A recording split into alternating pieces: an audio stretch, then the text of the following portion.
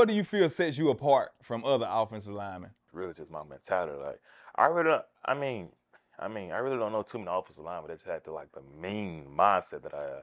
Like when that game starts, like just want to destroy everybody. Yeah. Like, just want to destroy everybody. Like when I put the Amherst jersey on, just kill switch turn on. You see some of the offensive linemen, like, they'll stop once the running back get past. Like, nah, I'm chasing the running back. You most definitely do. Trying to find me somebody else. Find some action, man. Find some action. And like you said, those are extra yards. That's our touchdown. That's another thing about our position, the fans don't recognize when you do wrong. I mean, the fans don't recognize when you're wrong. Yeah. The fans never recognize when you're killing the defensive line. They don't recognize They that. don't see that. Let that running back get tackled in the backfield. The fans see that one now. Man. Yeah, they see that now. And it can be you can have your dude over here. What is Kobe doing over there? Like, huh? My dude on the ground right here. Offensive line ain't blocking.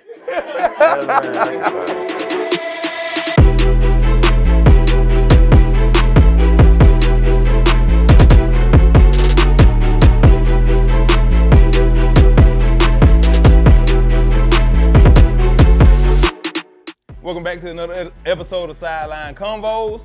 We appreciate y'all rocking with us, man. Go on, hit the subscribe, like, comment, share, all of the above, man.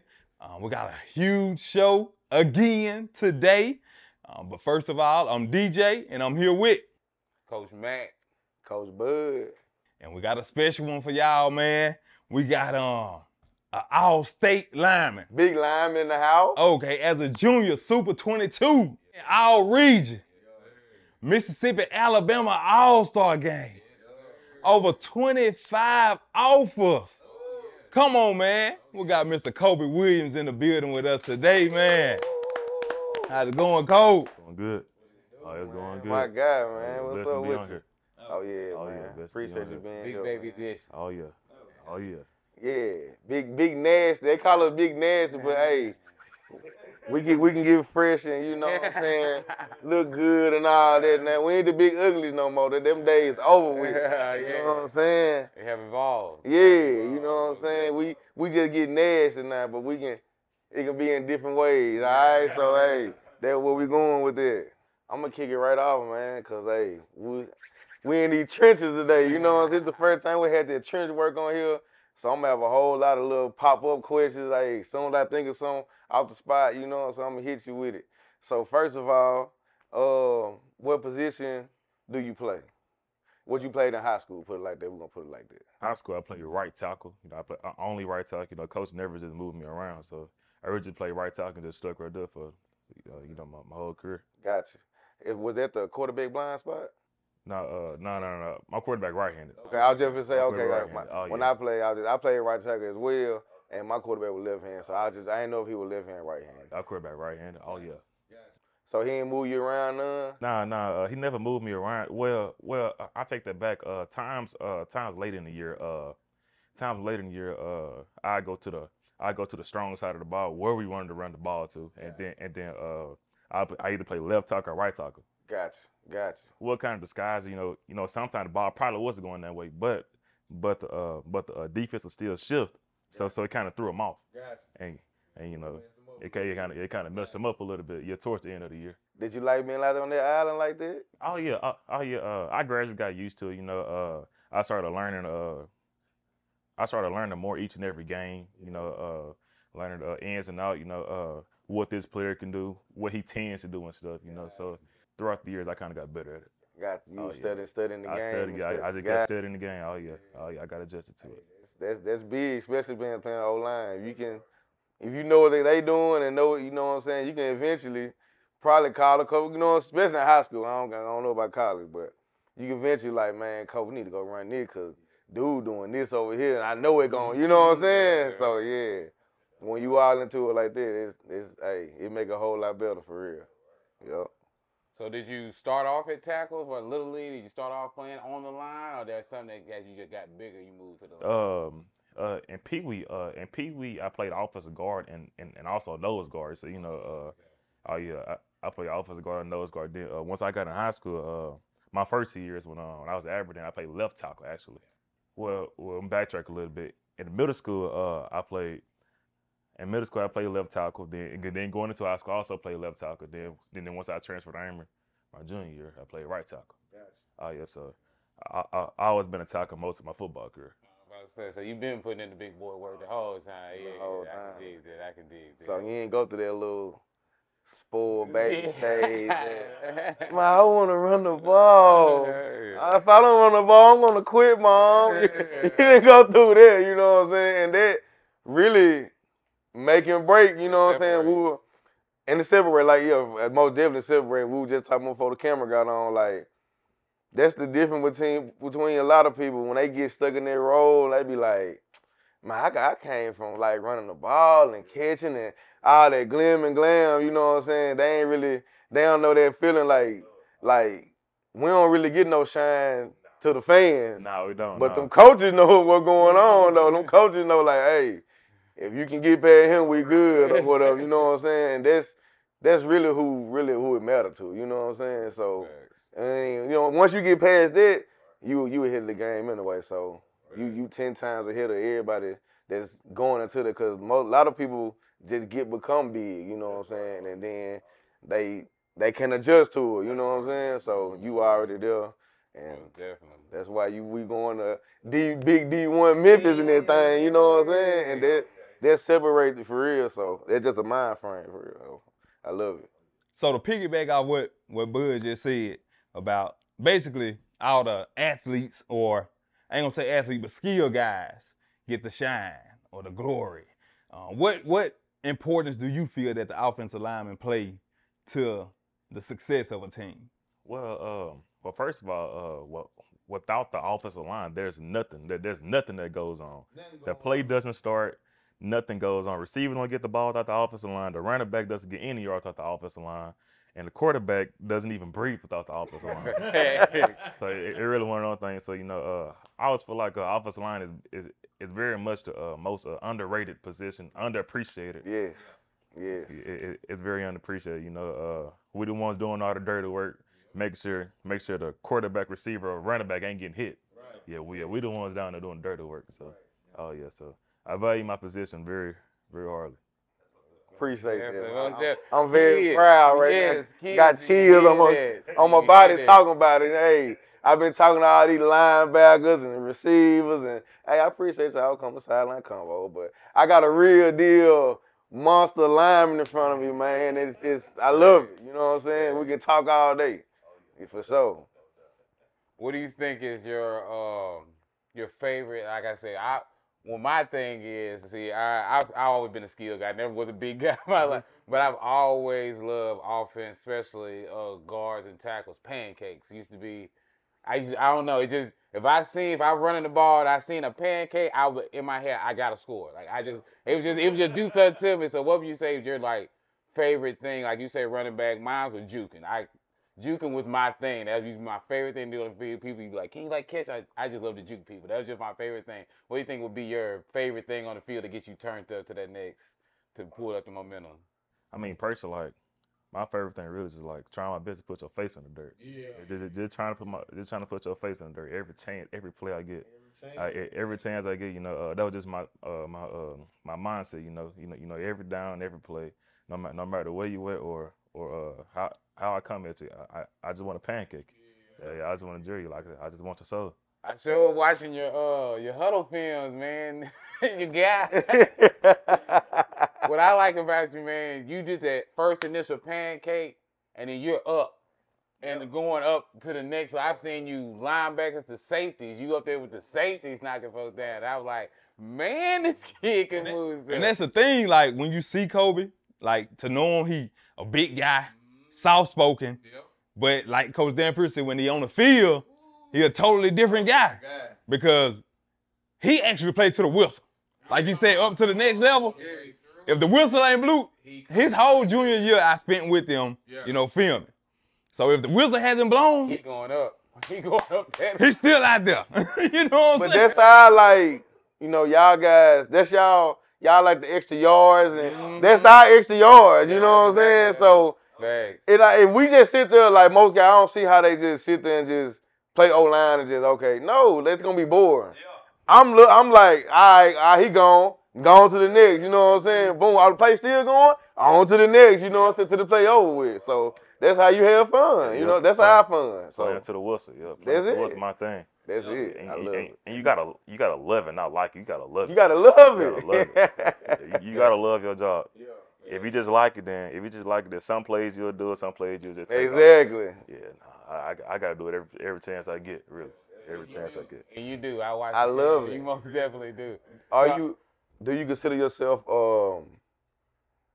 which way do you think you better run drill? Run blocking all day.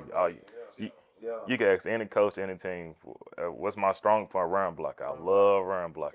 So I get to go smash it. I love run blocking. Straight to the point. Oh yeah. Got you. I get to run straight through your face. Got you. And like we said at the top of the show, Cole, you had over 25 offers.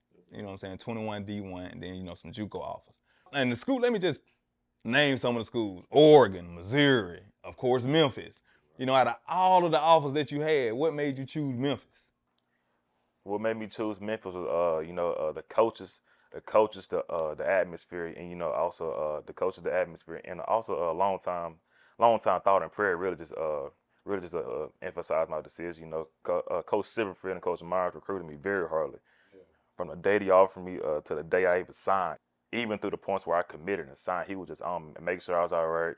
You know, checking up on me, checking up on my grades. Just making sure I'm doing good. You know, and I feel great about that. You know, and Coach Myers and Coach Myers, Coach Silverfield, real genuine people. You know, you gotta love them.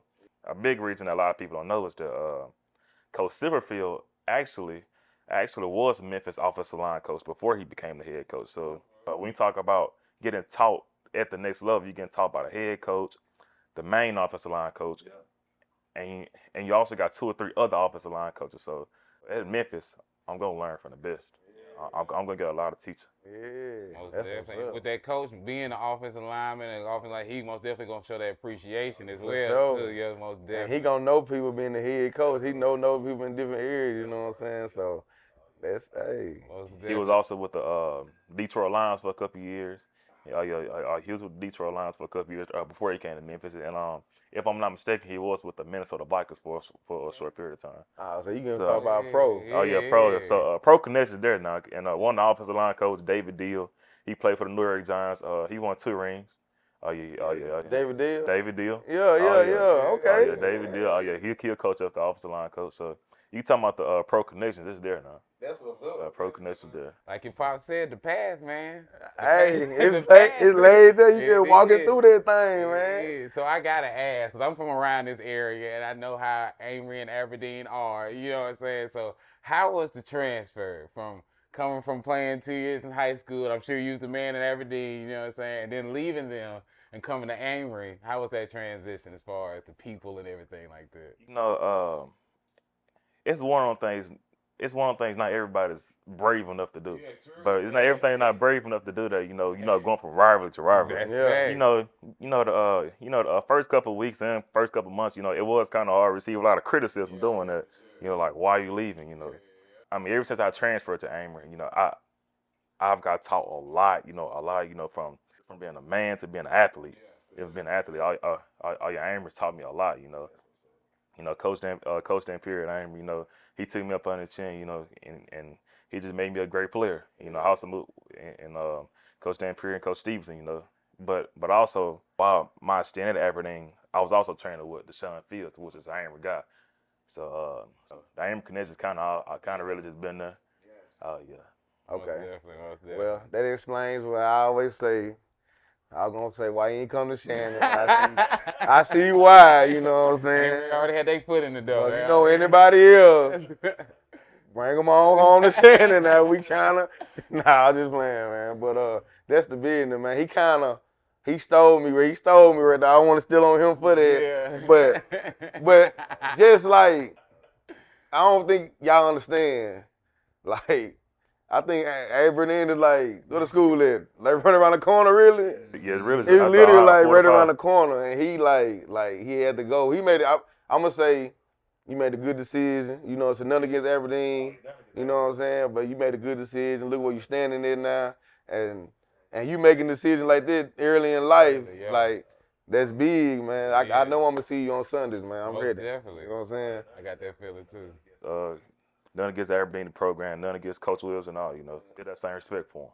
Still that same respect for him. It's all love, and none against it, none against him, you know. But you know, one thing, business is business. Yeah, that's it. Most definitely. That's it, man. Most definitely. For sure. I tell kids all the time, man, you gotta make decisions for yourself. Don't let your friends influence it. Because when it come down to it, it's just gonna be you. Your friends ain't gonna be able to help you. So that decision you made for them, and they ain't around no more, now you lost. You make a decision for yourself, you always gonna have yourself right there with you. So most definitely, that's big. That's big. Huge. So what would you say is your favorite high school game to date? My favorite high school game to date. I'm gonna have to go with my favorite high school game to date, and I'm gonna have to go with. I'm gonna have to go with my favorite high school game. Dang, that's a tough one. No, this easy. Favorite high school game is beating Aberdeen my junior. Okay, yeah. I'm gonna have to go with that one. I bet that was they were waiting for you. Oh yeah, beating Aberdeen my junior because I left Aberdeen the winter. You know, Christmas break. I withdrew from Aberdeen and I went to Amory, and it's that January, and since that January I just I was just thinking, I just can't wait to I just can't wait, and then the fun, Aberdeen came to us. Aberdeen came to us, so what's made it more enticing, so being Aberdeen.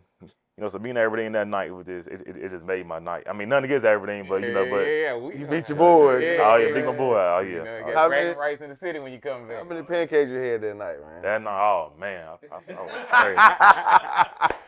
I probably went crazy. You went wild on them, man.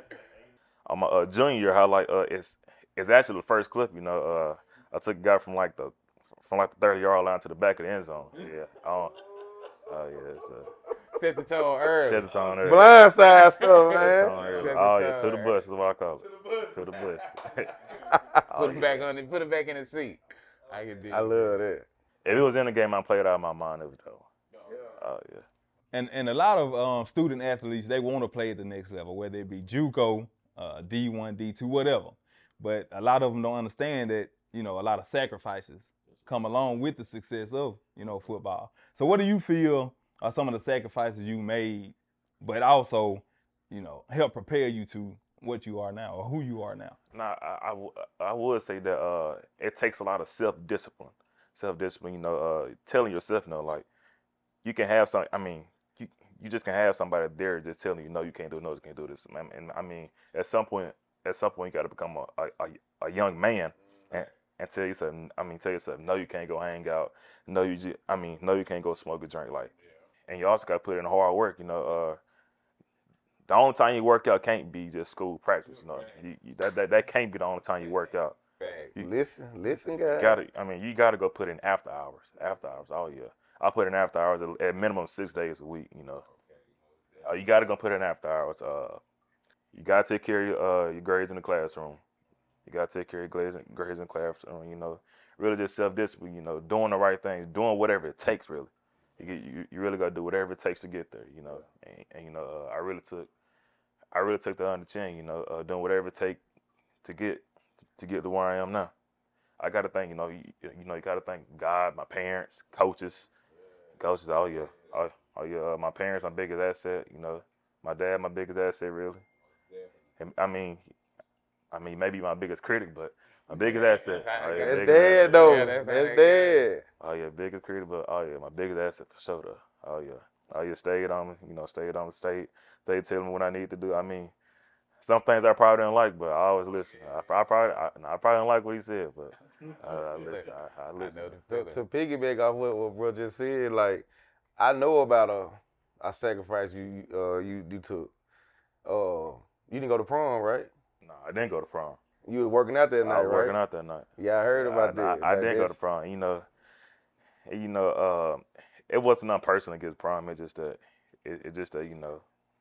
I would have rather. I would have rather worked out. Hey, that's a big man. You know how man, listen, we was in school trekking wasn't always came. It didn't matter people place.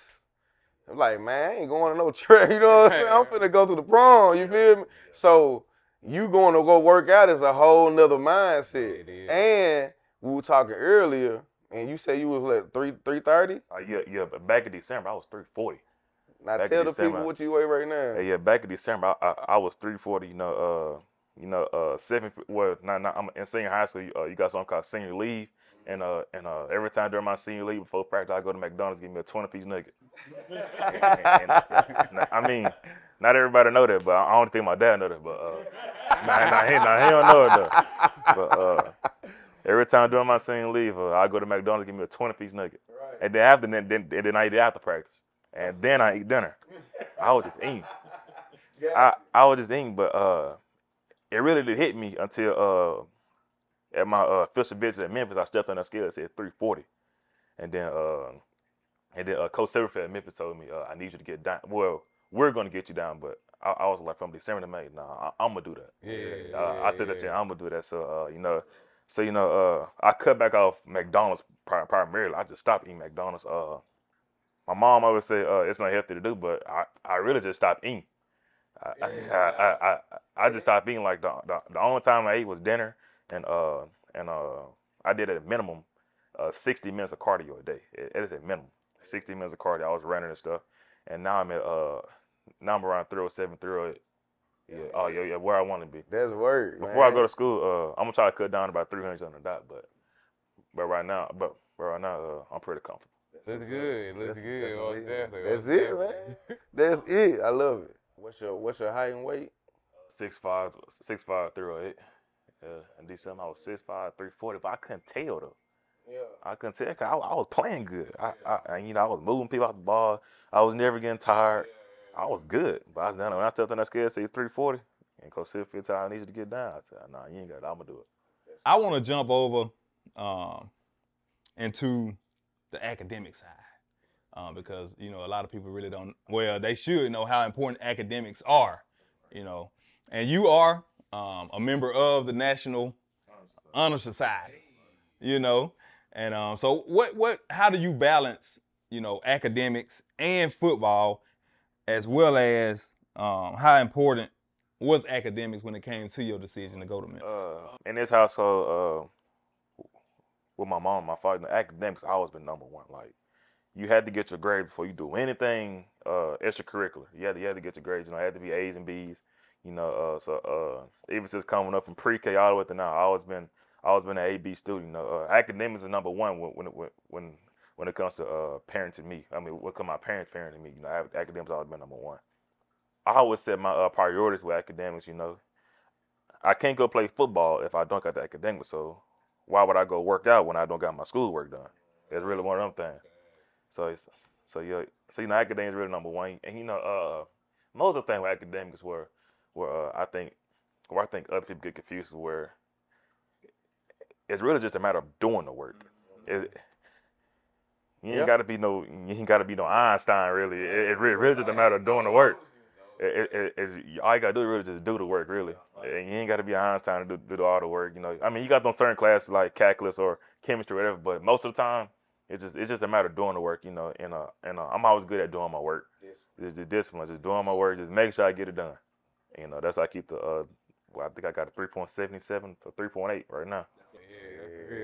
That's real. That's big stuff. Big stuff. Most definitely.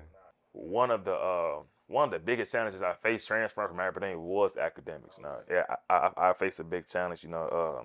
Curriculum was kind of different. Amory, I mean, just say it, but Amory was just tougher on me. It was just tough on me. So the first couple of months, I kind of fell off a little bit. I mean, it wasn't I was doing. It was just a change over to Amory, So one of the biggest challenges I did face transferring to Amory was academics. But I got a grasp onto it, and now I'm good. Most definitely. Yeah, change always takes some adjustment. Most definitely it does. So, Oregon offered you. Oregon offered. What, like, when you hear, you got some schools you hear, you just be like, what? You know what I'm saying? Like, so did you have to pray to what made you, I guess, not jump on the first thing, just like, I'm going to go ahead and do that, or just like, I'ma just chill and just, you know what I'm saying? That take discipline too. With It does. with that praying parents or all of the above, you know what I mean? My dad was just emphasizing to me, don't jump on the first thing that comes to you, give it time, go with the process, because at first he wasn't a fan of me committing early. Okay. Until we found out the ins and out of trying to save a spot on the team. Trying to save a spot on the team because college football is one of them things where if I was to wait till November to commit to Memphis, what if Memphis already signed somebody else? You can be filled up, so you gotta go ahead and jump on the commitment. So analyze all my opportunities, and we feel like Memphis was the best one for me when it comes to academics. When it comes to academics, I'll be majoring in business. They have a great business program up there. They have a great business program. So when it comes to academics, athletics, relationships, Memphis was just the best for me, really. Oh yeah. So you looked at I looked at everything, the ins and outs. That's what's up, man. Ins and outs. Some people want to portray Memphis as a very violent city or whatever. But as long as you staying on campus, staying in the right place, you'll be good. You'll be good. Now don't get me wrong, things still happen. Things happen, like life happens, but stuff happen right around the corner from the house. That's right. Something can happen. That's right. But as long as you're not looking for trouble, you're good. I was in Memphis for 5 years, never got into any type of. It's just the people you surround yourself with. That's right. People you surround yourself with. That's what's If people are moving forward, you won't even get. It was going on. Please believe it was going on. I was just never in it because the guys I hung out, we was always either getting to some money, making, going to work, and doing things like that. So most definitely the company will keep you out of a lot of stuff up there. Most definitely. And you a pretty tall guy. What, 6'4"? 6'5". 6'5"? Okay. And I noticed when we pulled up, you got the full court out there, the basketball. You know what I'm saying? So. Was football always your first love, or was it another sport? No. Actually, basketball was my first love. Actually, until my 10th grade year. Until my 10th grade year, I was always a basketball guy. My dad was a basketball player. He had a son that went to college to play basketball.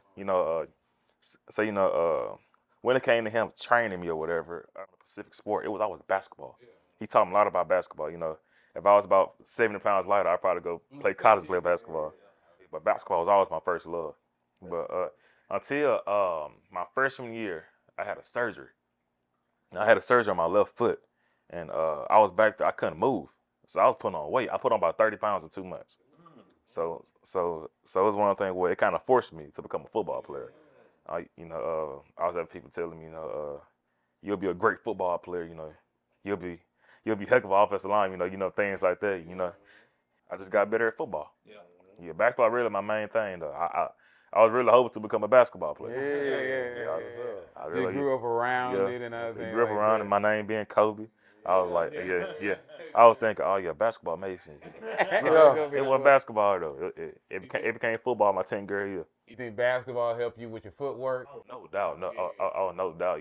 Chasing people that is 50 pounds lighter than me. Having to guard them, having to take back then I was about 330. 330 running up and down the court, getting in shape. Staying in front of somebody. No doubt. It helps with your agility and your endurance. It helped me a lot. When your dad told me the reason why you wanted to play guard instead of tackle, I actually wanted to play tackle instead of guard because I felt like I could move with them guys. You know what I'm saying? It don't matter. Speed didn't really do nothing. I can get speed. You know what I'm saying? It was really like the power, I guess. You know what I'm saying? So by them being smaller, you know what I'm saying? I feel like I could either run them around or they couldn't bully me. So that's why it was like, okay, maybe I could have thought like you. You know what I'm saying? And I would have took I played guard in college too, so I would have took that role a little better. You know what I'm saying? So that it can go both ways. You're right about that. It can go both ways. I'm bigger than the guys on the edge, so mass moves mass. Mass moves mass. So I should be able to displace that 250 guy. Yeah, exactly. So that's why I said don't especially you getting smaller, you finna get lighter. Baby Trent now, Trent Williams. I promise you, don't sleep on it. But really, if you just go in and be able to play everything, Yeah, you right. first round. All three. You Yeah. first rounder Yeah, for real. yeah. Like even then get the center down pick. So you really gonna be like, man, well our center go down, he Yeah. can play everything. So Adds value. just learn everything while you're at Memphis, and you good. You got the guys, like I said, you got your coach, he's the offensive line, they got a good man. You be able to go all through, and so that's a real good setup you got set up right there. Are you looking at the starting when you get there, or did they say anything like that, or that a goal for you? That is a goal for me, no doubt. Now, our goal is to hopefully make it to the starting five. But I will also accept the role of learning from the vets, learning from the vets, because a high school playbook and a college playbook, or just high school, college in general. That's two different beasts. Hey, So especially D1. Yeah, especially Division I ball. So that may take a while to get to. Get used to. I may not learn as fast as everybody else can. I may not. It may be one of those things. But hopefully I can get up there and learn. And compete for a star job in a starting five. Right. Oh yeah, that's the goal. Now that's always the goal. Now to be part of the starting five, that's always the goal. No matter where I'm at, even take center, I just want to be a part of the starting five. And like I was saying earlier, man, people, whether it's the media, whether it's the fans, whatever, they usually show love to those guys that scoring the touchdowns or whatnot. But you this year were on the cover of the Football Journal. That's right. And it was all linemen. That's right. And all D1 linemen. All D1 linemen. You to Memphis. Yeah. Will to Ole Miss. Isaiah to Oklahoma. How did it feel to you being considered as not one of just the best linemen in the state, but one of the best players in the state? It feels great. The first part of it is feeling great that the offensive line was being appreciated by the Northeast Daily Journal. That was a great feeling. Me, Will, and Zay. Great feeling to us, but it's also a great feeling to me to be considered one of the top players in the state. Especially my position. I'm the number one interior offensive lineman. Number 23 overall. And number 70 nationally. So it is a great feeling. It reminds me. It reminds me after hours. Sleepless nights of this putting that work in. It reminds me. This is what you work for. Yeah, do what you work for. This is what you got. God's plan. Oh yeah, it reminds me of that. Oh yeah. That's what's up. Oh yeah, all the times I was putting in 3 to 4 workouts a day. All I was thinking about, being the best version of me. You say you're going into business at Memphis. Do you have anything that you kind of like want to do with the business? You already got something in mind, like I'm gonna get my business degree and I'm gonna start this right here. Is there something that you have planned outside of football for your life? I guess you'd say. Not really. I really haven't thought about that part in particular. I haven't thought about that part, but I always consider like starting at a job, where I can eventually become the supervisor or like a CEO or something like that. Being like the overseer of a business, kind of being in the boss world, Gotcha. Kind of being one of those roles, I'm pretty good at analyzing things, breaking things down. If something go wrong, I can tell you I can tell you how to fix it. And work with people. And I'm a very open person. I may not talk a lot when you see me, but you talk to me, I'm very open to you. Yeah. Very open to you. Definitely. Oh yeah. I'm most definitely know how to get along with people. Yeah, that business degree most definitely be a good foundation for you, for sure. Most definitely. Oh yeah. So did you play basketball in high school? I know you got all the recognition. Did you play basketball in high school? Oh yeah, and actually I played more in high school basketball than I did football. So I actually played varsity basketball in 8th grade. Oh, okay. Oh yeah, I played varsity basketball in 8th grade. Coach Burnett that's down there, he's down there at West Point now. He brought me up as an 8th grader when he was at Aberdeen. We played Columbus High School. But we had a JV game. And star player, not a star player, my bad. The point guard, well, you can't consider him a star player, but the point guard, Javion McMillan, he had got sick. And so before the game, he got sick, and Coach Burnett called me up and said, "You want to play varsity?" I said, I can't deny it. Yeah. And ever since then, I was on the varsity team. Hold on, the point guard got hurt and they called you.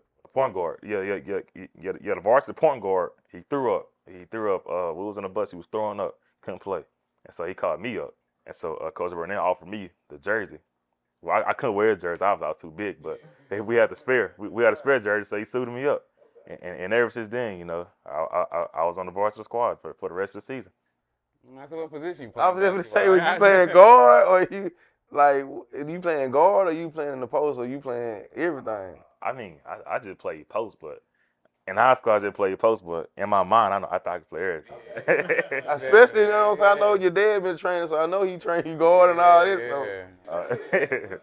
Yeah, I seen a couple of posts going through your Twitter and everything. I see where you average a good over 10 points every game in basketball. I said, yeah, he most definitely contributes to basketball too. For sure. So I can see why he transfers over to the field, how you can get up, how you can block, get back up, and get up to the next person. It just comes from that moving in basketball, most definitely. Oh, no doubt. Most definitely. I can't say I did have fun watching those highlights.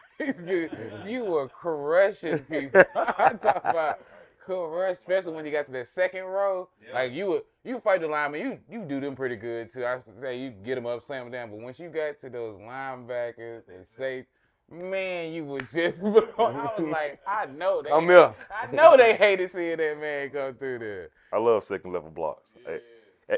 It made me feel good about myself, especially the second level. Now, don't get me wrong. First level, I do feel good about that, but if I get to that second level and smash you, it make me feel real good about myself. Yeah. They're my extra especially yards. When the running back still running, you get them extra yard. Especially when the running back still running, you know, and I'm at the second, third level, I just smashed the guy. It feel great. That makes a difference too. I'm telling you, that makes a difference. Then when the touchdown off our back, you know what I'm saying, off our block, like, you know what I'm saying, them the best one, like, it's a touchdown and you better come on with it, bro. You know what I'm saying? Don't make me look. I hate we make a good block. And they make us look bad. I hate it, bro. Yeah, like, no doubt. I done been there, like, you know what I'm saying? Like, don't make me, because that's how I shine. Like, so all they gonna know is that dude make that tackle, you know what I'm saying? But it's really his fault back here, you know what I'm saying? So, hey, that's big, bro. But let's speak about your junior year, though. Because y'all, division champs, ended up playing North Half. That game, man. That game. And I pretty much felt, I was like, it was over when Charlie scored that last touchdown in the fourth quarter. I was like, it's over with. They finna go to state. You know what I'm saying? How did it, just describe your feeling at the end of that game. Man, I gotta be honest with you, man. I done lost some sleep. I done one nights I ain't even go to sleep out that game. Yeah. You gotta think about it. The first, we had two leads. First lead, we was up 21-0 in the first quarter. Yeah. Then towards the end of the game, like 3 minutes ago, we up 44-30. I'm like, we going to state. Yeah. Then, man, tables took a turn. Things happen. All salutes to Knox, great team. Kamario Taylor, that's his freshman or sophomore year. Sophomore. That's his sophomore year. Yeah. Kamario Taylor, AJ Little, that's at Chattanooga. Yep. You got the Clergy, DJ Welch. I can't say his name. DJ Welch. He going to Alabama and A&M. A couple more JUCO players and stuff. Oh yeah, Bryson Keller, that's at EMCC. They came back at the end and got it. The first game we beat them. They didn't have Kamario then, but the first game we did beat them. And North Ave, I thought we had them. I thought we had them twice. Thought we had them twice, but I mean, I won't blame nobody. I ain't that type of guy. It's a team loss. We lost together. Final play in overtime. They got the ball. They got in that jumbo package and threw it over the top. I think it was AJ Little. It was over with. It was over with. Knocked him to our fence down and they tore the fence down? They tore the fence, the visitor fence down, tore it down. Yeah. They ran on the field. Man, knocked him know for a fact they weren't supposed to win that game. Yeah. No, they weren't supposed to win that game. Man, you're a true competitor, division champ. Basketball, first year in 4A, division champs. Competitor in weightlifting. And I'm just sitting over here just looking at all your, awards over there. The Alabama-Mississippi All-Star game. How do you plan on transitioning? First of all, what do you feel are your strengths on the offensive line? What's your plan in transitioning that over to Memphis? I feel like from a playing standpoint, I'm very physical, very, very physical, very mean. Really just want to take your soul, really. Yeah. You gotta be like that down there, savage. Oh yeah. Pre-game we probably cool, but once the kickoff start, we ain't cool. Nah, we ain't cool. I done played against some buddies I played with in the Miss Al game against the season. We buddies, before and after the game, but during the game we ain't cool. It's over. From a personal standpoint, I'm a leader. When my guys make mistakes, I coach them up. I don't yell at them or none of that. If I do yell at you, you're gonna feel like you're gonna feel great about yourself. You're trying to fire you up. Yeah, that's big on the line. You know what I'm saying? What's some things that's like some little things like that get you going. Cause really, you gotta like, you know, the O-line, you gotta like get yourself going. You know what I'm saying? It's any little thing to get you like, man, I'm ready. You know what I'm saying? The worst thing you could probably do to me in a game is talk trash. That's probably the worst thing. On the Yeah, same the worst thing you can do is try to talk trash. Yeah, on the same way. If you think got buy me a play, you talk trash. Yeah. Oh, that's like the worst thing. You can do. Right. That's the worst thing you can do, cause you know we already easy going, so it's just like, you know what I'm saying? It's like boom. It's like, oh, for real? Bet, let's go then. You know, it got so bad for me. Really, it's like if you can look a certain way, like oh, you think you did? All right, bet, let's go then. You know what I mean? It's like turn up, I'm turned. You know what I'm saying? It been times where like a linebacker would kind of trying to like wink at me or something. It's over with now. It's over with. It's over with now. And you know, you can ask some of my teammates. You know, during the game, it'll be to a point where I'll be talking to the defender. I just be talking to him, getting in their head and stuff. You know, bother, you know, cracking jokes. But you know, things that probably just drive me insane. You know, just don't talk trash or don't look at me wrong. Oh, Amer, I had a lot of battle with Amer, man. You ever beat Amer? Have I ever beat him? I ain't never lost to him. From 7 to 8, it was 7 to 12. I already told this story, man. Shout out to them guys, man. Richard McFadden, Punch, you know what I'm saying? Rico Jernigan, B.A. Brandon Anderson, man. List go on and on. Sergio, you know what I'm saying? Shout out to all them guys, man. But yeah, I never lost. Never lost to Amer, I'm sorry. And I went to Big Shannon, you know what I'm saying? Hey, we do it big. We smashed them a couple times. They got us out last year though. It'll wumble. Football. They had football. They did. They basketball though. They knew what was up. Amer knew what was up. Shannon had, for one of my years, they had Courtney there to save them. But after that, they got the business. After that, he was there the whole time. Yeah, I was there. At Wumble? Around what time? 06. 06, I got 06. Yep. That was Sergio and all that. And they cheated us. I'm gonna put that out there. I'm still gonna keep putting that out there. They cheated us, man. I did my thing, 4 touchdowns, so I did my thing. That's what's up. But they always had some ballers over there though. Yeah, Amer always had ballers. Always. Since the 90s. They have always. Can you describe like a challenging time, you know, during your career that you had to overcome? It was a time during the spring where, you know, I lost my brother in the spring. You know, that was times during spring ball. That's time I was going on visits. You know, it was times I overcome mentally. You know, that I would never talk about it, but in my head that I was really going through a tough time. You know, nobody never just recognized it.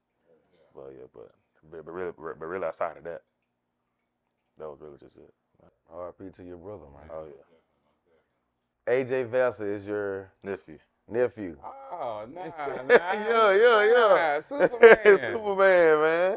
That's what's up, man. Another up-and-coming Aberdenian that's going to be something serious. Yeah, for sure. And it's good he get to see you going through there so you can kind of tell him what the business is. I love that. I think he's a 7th grader right now. He going to the 8. Yeah. Going to the 8. Oh, yeah, going to the 8. Oh, yeah. That's my nephew, Superman. Yeah. Him and Batman. Him and Superman and Batman. Yeah, oh, yeah. Boys, oh, they rough now. Yeah. They rough. Oh, yeah. Oh, yeah. He got him old championship with the Falcons. He got him old championship with the Falcons. Oh, shout out to them Falcons, man. Reen came in today. You know what I'm saying? 6U, 8U, 10U, you know what I'm saying? We lit. This year we won for all 4. 6U, 8U, 10U, 12U. Be on the lookout. So speaking on the younger generation, being a lineman in a skilled world, I guess you would say, like, we had this trouble in 11-12. We can't find linemen. We have 40 skills, plenty of skills, but a lot of big boys just don't have the confidence to want to come play football or think they can come out there because they think they're too big or don't think that's the limelight. What's some advice that you would give to, like, you would say, a bigger kid who doesn't want to come out? Yeah, that's young. Yeah, that's young. That's young. A bigger kid. I mean, advice I give them, you know, just give it a shot. Yeah. Just give it a shot. First of all, don't judge something that you never tried. Don't judge something. I mean, if you ain't tried it, don't judge. Don't say you don't like it. You never tried it. Because I reflect on myself as a younger child. 2014. my first year playing people, I didn't know a thing. Yeah. I was just out there. I mean, I was out there getting hold penalty, face mask. I was just grabbing you. Coach told me to block you. Coach told me to block you. I was out there holding you, Jerry, slaying you down. I choose as a learning list, the following year, I just kept learning, so and I eventually liked these. So they one thing like just give it a try. Even though you mess up, even though coach may not play as much as you want, you just keep trying, you just keep getting better at it. That's all I did. I just kept getting better, eventually, coach trusted me, he played me. Oh yeah, just keep getting better at it. Oh, yeah. And to trust the process too. If you ain't little, get your little butt on the line. Get ready to grunt. You know what I'm saying? Ready to grunt, especially if you're little. I mean, even just a little fat, you can go just go ahead and put your hand down for it. Fact. That's where it starts. Running backs ain't really getting paid like that no more. I'll tell you. It's us up front that get paid. The NFL need offensive linemen. Yep. That's what day. The NFL, that's their biggest want right now, offensive linemen. Hey. And they are putting that money out for them now too. They are. Come on, get that money. Now, looking ahead, what type of legacy do you look to leave behind at Amory as an individual, like as a football player and as just an individual? A legacy, I would tend to leave behind because, everybody knows me being a great football player, but I was also a great person and great leader. You never heard about me doing any wrongdoing or any of that, any trouble, none of that.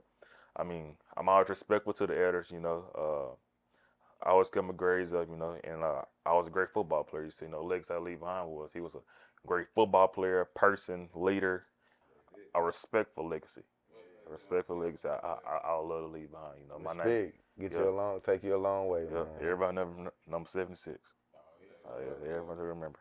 Respect is dwindling away in the younger generation. I ain't gonna lie. So that's a big thing. That is a big thing to be in this world that's going on right now, to be a respectable young man, especially a young black man in the world that we have going on now, is a legacy. It's most definitely a legacy now for sure. Yeah. So that's most definitely good to be remembered by.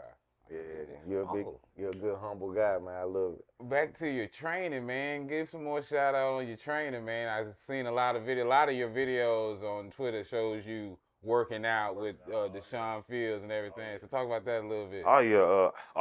First of all, man, shout out to Deshaun, man. Deshaun been turning himself as an 8th grader.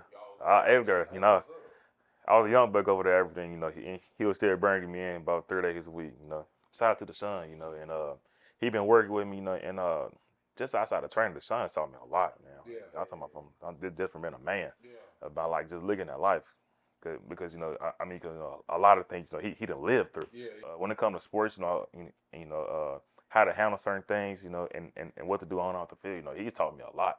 My dad mentioned earlier, it always takes that different voice. Yes. Yeah, I always say that different voice. Him and my dad kind of says the same thing to him. So when it comes to hearing that different voice, a lot of things, he mentors me just outside of training. But when it comes to training, they've been training him since I was an 8th grader, and he's made me bigger. I mean, not bigger. Bigger genetic, but maybe faster, stronger, and he just made me a great player. Not on Deshaun Fields. So it was time. I was going down with training with Scott Lashley. I was going down there training Scott Lashley a little bit. I've been training with him since towards the middle of my junior year. Yeah, I was line training. Shout out to Scott too. Scott.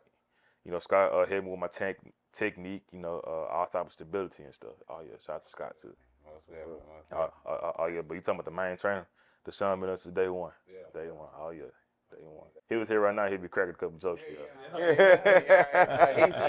seen the aftermath and everything. So I'm sure he's proud of seeing all your results come in too. Most definitely. But yeah, you're right about that. My daddy was my coach when I was coming up too. He played ball and everything. So and he would tell me stuff, and I'd just be like, but I had another guy who was younger than Coach Ratliff, R.I.P. to my guy, Coach Ratliff. He was the guy who would tell me the same stuff my daddy say, and it just hit different. So that the different voice is more. I can understand what you say when you say different voice. Yeah, it's sometimes it just take that different voice, a different voice, but different voice, same perspective. Yeah. It take that different voice. Oh yeah. Cause I come home and tell my dad, I was like, well, Coach Ratliff, he was like, boy, I've been telling you that. I've been telling you that for 3 months now. And it's crazy, like that's so true. You know what I'm saying? Sometimes it take that. Yeah, I don't know why it's like that, but it's definitely like that. You know what I'm saying? So I got a son that play. He play under me now, and I get on to him or whatever. Then I send another coach, man, go holler at him right quick. Man, You know what I'm saying? Or vice versa, you know what I'm saying? Or man, go tell him this, because when I tell him, he act like I'm, you know what I'm saying? So, it'd be like that. That's how it be. That's how it be. And we know, of course, we've been speaking on it. You the guy, offensive line. But you got your hand dirt on the D-line some, too. Oh, yeah, a little bit. You know, but what do you feel sets you apart from other offensive linemen?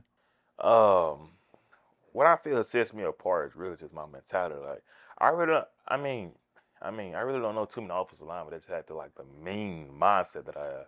Like when that game starts, like just want to destroy everybody. Yeah. Just want to destroy everybody. Like when I put the Amherst jersey on, just kill switch turn on. Kill switch turn on. But I really feel like that sets me apart. Wanting to finish everybody every play. I'm talking about like until the whistle blows. Like you see some of the offensive linemen, like they'll stop once the running back get past. Like nah, I'm chasing the running back. I'm chasing the running back. Yeah, I'm chasing the running back. Oh yeah, I'm chasing the running back. Trying to find me somebody else. Find some action, man. Find some action. You most definitely do. And like you said, those are extra yards. Yeah. That's our touchdown. Yeah. So, Yeah, those are touchdowns. Making the ways for the ball carrier.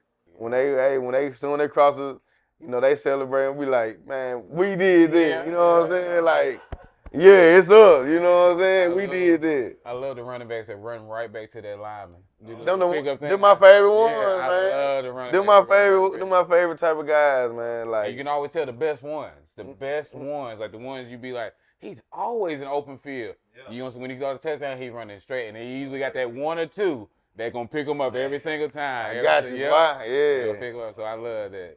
That's our celebration. You know what I'm saying? That's our acknowledgement. You know what I'm saying? Doesn't happen. Even though the fans don't know, that's the he know. You know what I'm saying? Like I want to make that. Well, you know what I'm saying? So, bro, I seen you got. Hey, you know what I'm saying? Yeah, we're gonna run that again. You know what I mean? That's another thing about our position. The fans don't recognize when you do wrong. I mean, the fans don't recognize when you're wrong. Yeah. The fans never recognize when you're killing the defensive line. They don't recognize. They don't see that. Running back scoring all day. Let that running back get tackled in the backfield. The fans see that one now. Man, Yeah, they see that now. and it can be you can have your dude over here. Yeah. What is Kobe doing over there?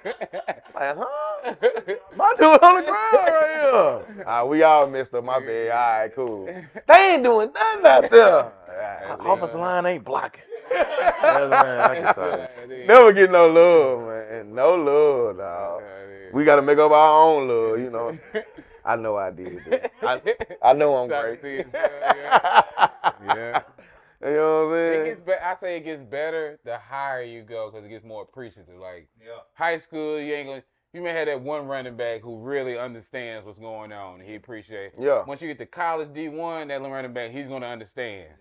Nah, NFL, they understand. You know what I'm saying? They know. By that time, they know. I'm not doing none of this without them boys up there in the front. Yeah. I mean, I don't know if you will. I let them know.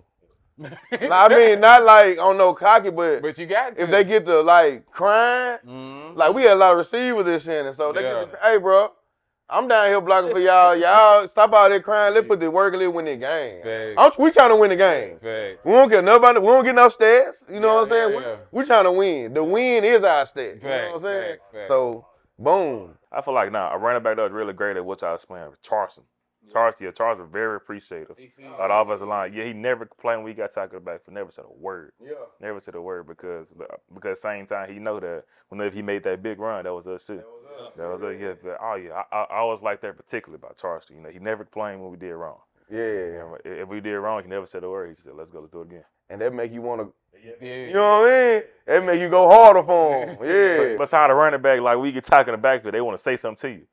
I don't roll with that. I'm gonna let him through I'm gonna let him through. Let's see how you do keep then. talking now. Let's see how you do then. Yeah. Oh, you did it by yourself? All right. Let's see. But we can't do that. Yeah. On the slick, you know what I'm saying? Because, well, we got Memphis in the stand. We can't do that. So the best thing to do, hey, bro, cut that. You know what I'm saying? You already know how it go. Like, don't do that, bro. Or we can do it after the game. How you want to? You know what I'm saying? That's how we get our point across. You know what I'm saying? So and they knew that was over with. Exactly. Like they knew that. Like what you? All right, man. Yeah. Leave that alone. They're gonna win this game, bro. You know what I'm saying? So and as long as we win, ain't nothing brought up. You know what I'm saying? So we good. We got Penny, got Pops in this thing Pops with in him. this thing, man. Okay. You give them your name and everything. We call you Penny, but Call me Penny, man. But everybody knows that my real name is Ernest Williams. But you know, I get a lot of different names. G Money. It just depends on what part of Mississippi I'm in. So you know, hey, I answer to it all. Hey, you real old school. Yeah. Got the gold and everything. Got the one gold. Now everybody got the gold thing. You got the you know what I'm saying? You know. I'm not a capital, big lowercase. I mean a big case G. I'm a lowercase. Man, I just wanted to, man, the story you told us off camera, man, I just want you to let the people know how, you know what I'm saying, about Kobe right here. Yeah, Kobe, man, my son, you know, a lot of folks, you know, look at the recognition he's getting and how he's moving and maneuvering around as far as in the sports world and getting his name known around the state. But hey, man, folks don't understand he just can't be denied, you know. The story has come from back, of course, he was born in 2006. So we're going to go back 2 years before then. So in 2004, story I got to tell, my wife had a tubes tied in 2004. And she also was taking birth control. So as far as having kids, you know, It's over. Yeah, it's over with. yeah, It's over with. It's supposed to be to be. over with. See, but there's also a higher power. You understand? So, you know, some things that's meant to be, it's just meant to be. There you go. So she found out in February of 2006 that she was pregnant. So, you know, you still got your doubts. But that's once again, that's a higher power. There you go. Right. So, you know, we found out through the doctor's office, she getting her early examinations, that the baby is in the right places, you know, and he's healthy and everything is fine, you know. So, you know, it was just, you know, it's just a miracle that he's here. It's, you know, it's a remarkable story. And just for the fact that when he came, of course, I'm a basketball guy, you know, so we kind of was going back and forth with names. Well, she was going back and forth with names. You already made your mind up. I already got my mind made up, you know what I'm saying? Well, if I get a boy to come out, his name Kobe. And we ain't going to play with how it's going to be spelled. We going with the real deal. It's Kobe. Right. Yeah, man. So it's Kobe, man. And I didn't put it together until maybe like his 6th or 7th grade year that he's going to graduate in 24. So, you know, things just lines up, and it ain't got to be your plan. It's God's plan. Right. So things just, how things lined up and let you know that it can't be my plan, because my plan was for him to be a basketball player. There you go. Right. There It's you go. Kobe, man. Hey. You know, hey, I'm going to teach you basketball. There you go. But hey, God said no. We need a Kobe in football. Yeah, you know what I'm saying? We need a Kobe mentality in football. He gonna lead us there. So when I sit out there and watch it, man, you know, and as a dad in the stands, you know, you can't do but sit back and relish and smile, because you see that mama mentality on the football field. And you know the mama, man, you know how he like to devour. You know what I'm saying? He just search and destroy. Yeah. So I sit there and watch him, man, and you know, hey, if he doing things out there on the field destroying folks, I'm sorry. You know, that's some of the stuff I poured into him, man. I poured into him, you know. As far as working out, man, he's built, you know, so he's built for the grind. I make sure that when I put my words out there and say things, you know, he back it up. Yeah. You know, so hey, I mean, you wanna stop me, shut me up, shut him down. Shut him down, I'll shut up. But other than that, you put somebody in front of him, I can tell you one thing, they got a big load to handle. They gotta work. But you got to work. You can get in front of him now. You know, Kobe got his name, the Mamba mentality. But coming up on Kobe's senior year, you start hitting him with Big Cat. Yeah. What Big Cat come from, Penn? You know, Big Cat came in because, you know, there's a lot of things that's in the cat family where you got lions, you got panthers, you got cougars. You know, you got a lot of different wild cats. You got a lot of things that's in the cat family. Tigers. You got tigers, but there's not a such thing as a big cat. Yeah. So when I let him know that, I said, man, you ain't just a panther. You the big cat. Hey. I love it. I can dig that. You ain't just a panther, because there's a bunch of panthers out there. Right. But you be different. Yeah. You the big cat. So I just started calling him the big cat. The big cat, right. So when it kind of started getting catchy, and it just started ringing, and everything, people started relating to him and calling him, say, hey man, where's the big cat at? How did the big cat do last night? You know, so you know, hey, you know, and once again, I put that tag on him, and he ran with it. And with it, baby. You know, hey, I said, you want to be the big cat? You know, it can be any kind of cats out there. But one that's a big cat. Hey, I can well, dig Big that. Trent got the silverback. Big Trent Williams. Yeah, he is silver. It's known, you know what I'm saying, throughout the whole thing. And he brought us out like, we ain't the big uglies. We, you know what I'm saying? We big and looking good, you know what I'm saying? So we big nasties, dog. You know what I'm saying? The big uglies out the way, you know what I'm saying? Big uglies, man. But these offensive linemen now are so athletic and so fast and have a lot of agility. So keep swagging us out, man. Keep swagging us out. That's it. Make everybody want to be the big cat. Yeah, you know what I'm saying? Right. Everybody want to be the old Vic and, you know, and they're cool. But they got to have a big cat up front, though. You know what I'm saying? They had that happen. And one of the things that happened with that, when his transition into Amory, you know, he always, you know, kind of went back and forth what number you want to be. You know, and I just told him, you know, whatever number you pick, you make it special. That's it.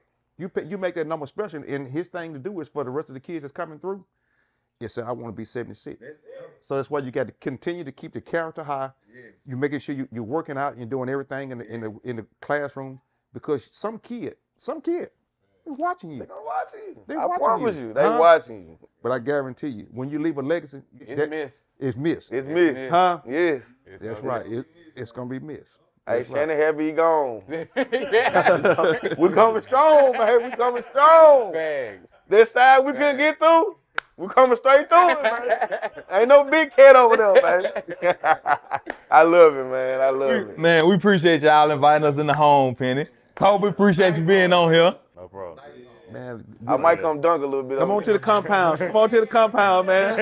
Yeah. That's what a perk. Yeah. Come on to the compound. We can do a little bit Compound. of to the Most compound. definitely. Come on down. Got the game room in the back. Game room in the back, man. He said you're for greatness, man. Your house gonna be set up just like this, man. My daddy had a room like this, you know what I'm saying? Now I got one. We're going to do the Falcons facility like this. Yeah. I hope I poured enough into him that he can call me one day and say, Dad, you stop working.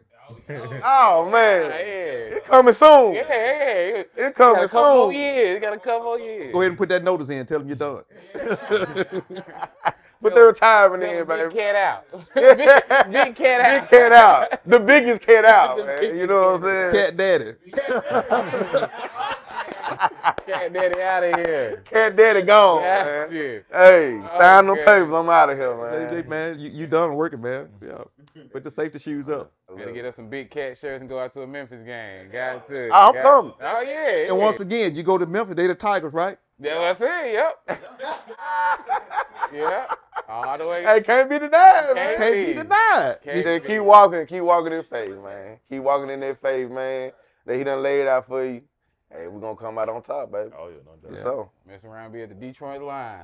hey, the man. Be a Panther, Tiger, Lion. Y'all. Come on, I now. tell you. Cincinnati Bengals. Yeah. Come on. Come on, now. Set up. Guys playing. Guys For playing. nothing, they need to have a nickname with a cat in it or something. Yeah, I Yeah. tell you. We need to keep offensive linemen 49ers, baby. 49ers cats or something. Bad. We appreciate y'all being tuned in to another episode of Sideline Convos.